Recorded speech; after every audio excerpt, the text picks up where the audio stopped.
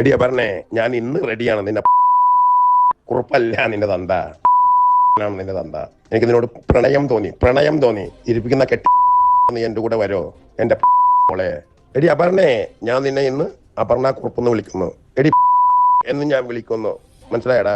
അവക്കല്ല, തന്റെ ഭാര്യയ്ക്ക് ഞാൻ കൊടുക്കുന്നു. ഓക്കെ, നാളെ തന്നെ കൊടുക്കണ്ട, പുറത്തു വരും. ഓക്കെ സാജ, നല്ലോണം പത്രപ്രവർത്തനം ചെയ്ത് ജീവിക്കേ. ഓക്കെ, തന്റെ ഭാര്യയും തന്റെ മകളും ഒരുവിധം ഇതുവരെ ഞാൻ വിളിച്ചു പറഞ്ഞല്ലോ സാജ, നാളെ എന്തായാലും തന്റെ മകക്കിട്ട് ഞാൻ കൊടുക്കും. ഓക്കെ, അയാൾക്കെതിരെ കേസ് അയാൾ ഒരു ദിവസം അറസ്റ്റ് ചെയ്ത് ജയിലെടുത്തിട്ടുണ്ടോ? ഇല്ല.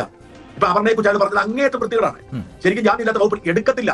എന്റെ ഭാര്യയെ കുറിച്ചും എനിക്ക് 16 വയസ്സ് പോലും തികയാത്ത എന്റെ കുഞ്ഞിനെ കുറിച്ചും അയാൾ പറഞ്ഞത് മഹാവൃത്തികളാണ്. എനിക്ക് മാത്രമേ പറഞ്ഞു വെച്ചു കൊടുക്കുന്നുണ്ട്. പക്ഷെ ഇയാൾ ഈ കേരള പോലീസിന്റെയും സർക്കാരിന്റെയും പാർട്ടിയുടെയും സംരക്ഷണയിലാണ്. ആ ഭാഗം ചേർന്ന് നിന്നാൽ, അവർക്കൊപ്പം നിന്നാൽ എന്ത് വൃത്തികേട് ഇവിടെ കാട്ടാം. ഞാൻ ആ പോലീസ് ഉദ്യോഗസ്ഥനോട് സംസാരിച്ചു.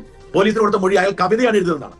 ഈ പറഞ്ഞ പച്ചത്തെറി അയാൾ കവിതയാണെന്ന് വ്യാഖ്യാനിക്കുമ്പോൾ അത് കവിതയാണെന്ന് കുറിച്ചിട്ട് അത് കവിതയാണെന്ന് റിപ്പോർട്ട് കൊടുക്കുന്ന പോലീസുകാരെ ഇവിടെ ഉള്ളത്. എന്റെ ഭാര്യ എന്റെ മക്കളെയും ഒരു ബന്ധമില്ല. അവരോട് ഞാൻ പറഞ്ഞില്ല. അവരിപ്പം ഇത് കേൾക്കുമ്പോഴായിരിക്കും അറിയാൻ പോകുന്നത്. ഞാൻ അവിടെ പറയാനും പോയില്ല. അപ്പം ഇത് കവിതയാണെന്നായിരിക്കും പോലീസ് റിപ്പോർട്ട്. നമ്മൾ എന്ത് ചെയ്യും? അപ്പൊ ഇയാളുടെ ഈ അസഭ്യവും അശ്ലീലവും ഒക്കെ കവിതയായിട്ടാണ് നമ്മുടെ ഭരണകൂടത്തിനും പോലീസിനും തോന്നുന്നതെങ്കിൽ എറണാകുളം DCC പ്രസിഡന്റ് പറഞ്ഞ പോലെ ആയിരിക്കും മിക്കവാറും ഇനി നടക്കാൻ പോകുന്നത്.